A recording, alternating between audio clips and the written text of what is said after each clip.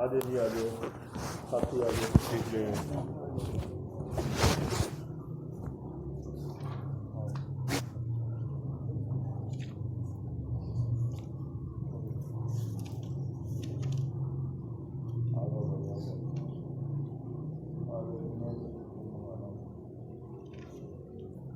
آ جائیے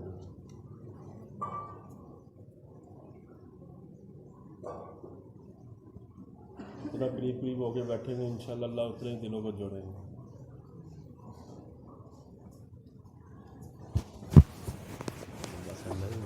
چل جائے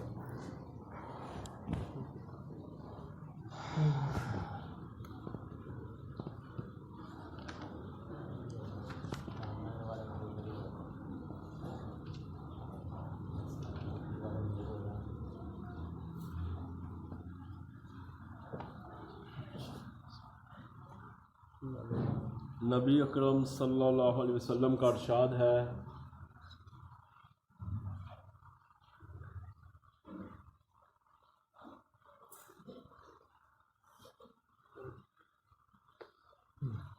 نبی اکرم صلی اللہ علیہ وسلم کا ارشاد ہے کہ جو شخص دو نمازوں کو بلا کسی عذر کے ایک وقت میں پڑھے وہ کبیرہ گناہوں کے دروازوں میں سے ایک دروازے پہ پہنچ گیا. نبی اکرم صلی اللہ علیہ وسلم کا ارشاد ہے کہ جو شخص دو نمازوں کو بلا کسی عذر کے ایک وقت میں پڑھے وہ کبیرہ گناہوں کے دروازوں میں سے ایک دروازے پر پہنچ گیا. فائدہ: حضرت علی کرم اللہ وجہ فرماتے ہیں کہ حضور صلی اللہ علیہ وسلم نے ارشاد فرمایا کہ 3 چیزوں میں تاخیر نہ کر: ایک نماز جب اس کا وقت ہو جائے، دوسری جنازہ جب تیار ہو جائے، تیسری بے نکاحی عورت جب اس کے جوڑ کا خاوند مل جائے یعنی کہ فوری نکاح کر دینا. بہت سے لوگ جو اپنے آپ کو دیندار بھی سمجھتے ہیں اور گویا نماز کے پابند بھی سمجھتے ہیں، وہ کئی نمازیں معمولی بہانے سے، سفر کا ہو، دکان کا ہو، ملازمت کا ہو، گھر آ کر اکٹھی ہی پڑھ لیتے ہیں. یہ گناہ کبیرہ ہے کہ بلا کسی عذر، بیماری وغیرہ کے نماز کو اپنے وقت پر نہ پڑھا جائے. گویا بالکل نماز نہ پڑھنے کے برابر گناہ نہ ہو، لیکن بے وقت پڑھنے کا بہت سخت گناہ ہے، اس سے خلاصی نہ ہوئی. بھائی دوستو بزرگوں، اللہ پاک نے ہم کو بہت عظیم کلمہ دیا ہوا جی. اس کلمے کو پڑھنے کے بعد اللہ کے سارے احکام ہم پر لازم ہو جاتے ہیں. سارے کے سارے احکام جب دین میں داخل ہو گیا تو اللہ کے سارے حکم لازم ہو گئے.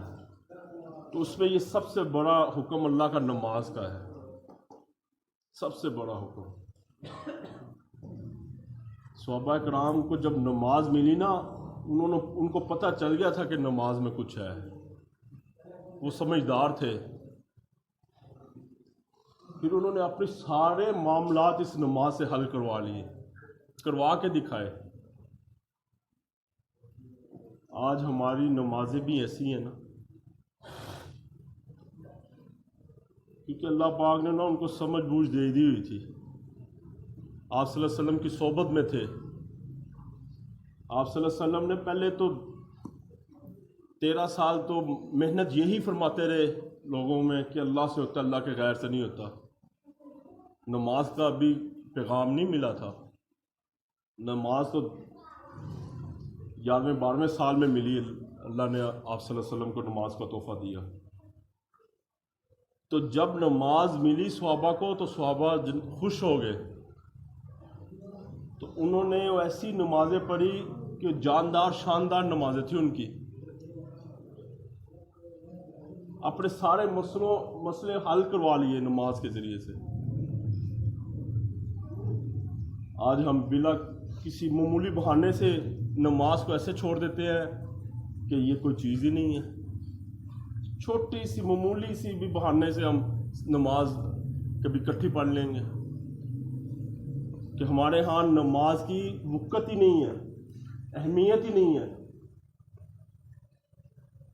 تو اس لیے ہمارے ساتھ حالات بھی وہی ہیں.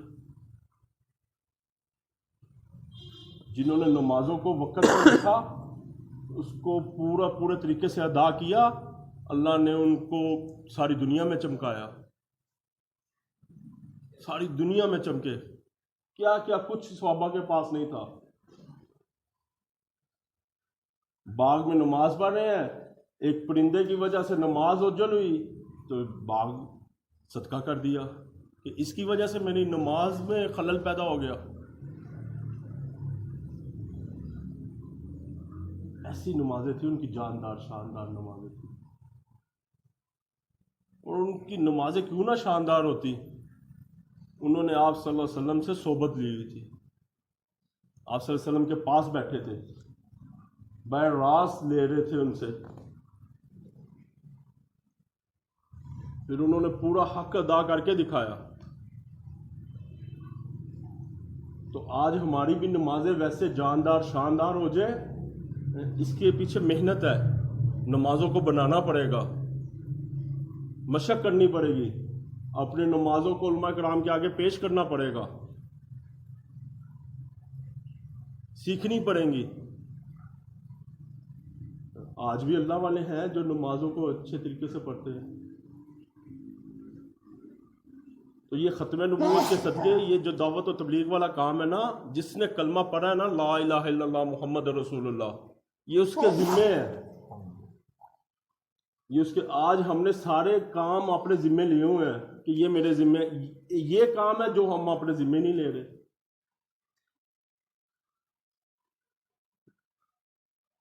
کوئی بھی شادی آ جائے، یہ سارے کام جی میرے ذمے ہیں، اس کو اپنی ذمہ داری سمجھتے ہیں.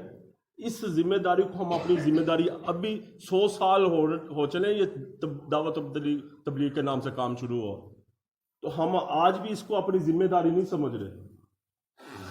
یہ بہت بڑا عالمی ہے، بہت بڑی فکر کی بات ہے. تو بھائی جو چیز اللہ نے نعمت دی ہے نا، اگر اس نعمت کی قدر نہیں کریں گے وہ اللہ چھین لیں گے. اور جس نعمت کی قدر کریں گے، اس کا شکر ادا کریں گے، اللہ اس نعمت کو بڑھا دیں گے. یہ دعوت و تبلیغ کا کام عرب میں تھا نا، وہاں سے نکلا نا. صحابہ کیا، پہلے نبی آتے تھے، پھر صحابہ کیا کرتے تھے، لوگوں کو اللہ کی طرف بلایا کرتے تھے، پھر تبع تابعین کیا کرتے تھے، پھر ضعف آنے کے بعد اللہ نے اس کام کو اٹھا کے پاکستان میں بھیج دیا. اگر آج ہم اپنے مقصد پہ نہ کھڑے ہوئے تو ان قریب یہ کام بھی ہم سے چھن جائے گا. تو اس کے لیے فکر کی ضرورت ہے، اس کام کو کام سمجھے. تو یہی دعوت و تبلیغ کا، یہی کہ جماعتوں کا نکلنا آنا جانا ہے. پوری دنیا میں جماعتیں پھیلی ہوئی ہیں، پوری دنیا میں نقل و حرکت ہو رہی ہے. تو یہ گئے گزرے میں اللہ پاک نے یہ ہمیں کام دیا ہے، تو اس کا شکر ادا کرے، اس کام کو کرنے والے بن جائے. تو یہ جماعت بھی آپ کے پاس آئی، تیسرا دن بھی گزرنے والا ہے. استعمال کریں جماعت کو. مقامی حضرات سے ہم درخواست ہے کہ جناب آپ اپنے وقت میں سے تھوڑا سا، جو وقت ہے اللہ نے آپ کو دیا ہوا، اس میں سے تھوڑا اللہ کی خاطر لگائیں، اس جماعت کو استعمال کریں.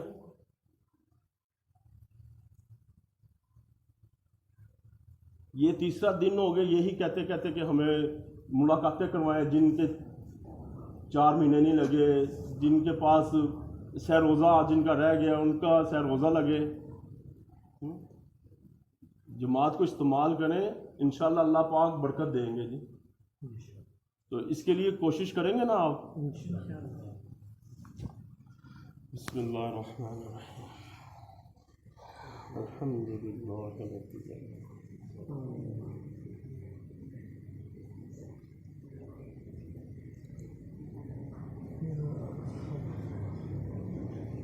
یا رحمن الرحیم، یا رحمن، یا ذی الجلال والاکرام. اے اللہ ہمارے صغیرہ کبیرہ گناہوں کو معاف فرما. اے اللہ جو پہلے زندگی گزر گئی ہے اس پہ، یا اللہ جرم ہو گیا، یا اللہ جرم عظیم ہو گیا، یا اللہ اس کو توبہ کرتے ہیں، یا اللہ تمہاری توبہ کو قبول فرما، یا اللہ انتہا زندگی اپنے حکم اور نبی پاک صلی اللہ علیہ وسلم کے طریقے کے مطابق گزارنے کی توفیق عطا فرما، اے اللہ سارے آدم کو، سارے انسانوں کو ہدایت عطا فرما، اے اللہ دین کی فضاؤں کو چلا دے، اے اللہ دین کی فضاؤں کو چلا دے، اے اللہ مقروضوں کو قرضے سے نجات عطا فرما، اے اللہ بیماروں کو صحت کاملہ عاجلہ عطا فرما، اے اللہ بے اولادوں کو نیک صالح اولاد عطا فرما، اے اللہ ہم سب کا خاتمہ کامل ایمان پہ فرما، اے اللہ قبر کے حشر کے عذاب سے محفوظ فرما، اے اللہ دونوں جہانوں کی کامیابی عطا فرما، اے اللہ دونوں جہانوں کی ذلت اور رسوائی سے محفوظ فرما، اے اللہ اپنے حبیب حضرت محمد صلی اللہ علیہ وسلم کے طریقوں کے مطابق ہمیں اپنی زندگی گزارنے والا بنا دے، آمین آمین۔ جی فرمائیں جی، لے جائیں جی۔